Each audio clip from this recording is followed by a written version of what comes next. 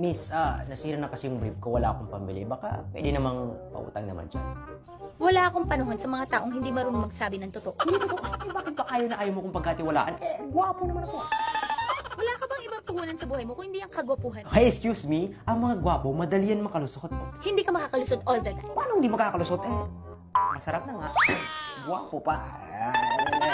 Alam mo, kung sa ibang babae, umuubra yung charms and sparkle mo, sa akin, never. Kita mo? Kung makapagsalita ka ngayon, akala mo kung ano yung negosyo mo. Mga brief lang naman yan na kinuha mo doon sa mga sampayan ng mga tao.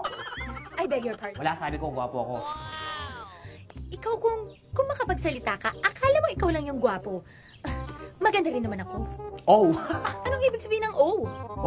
Oh pa. Sige na, pautang na. Mr. Ross, kailan ka ba talaga magbabago? Magbabago lang ko kapag binerify na ako ni TikTok. TikTok! TikTok! Baka naman.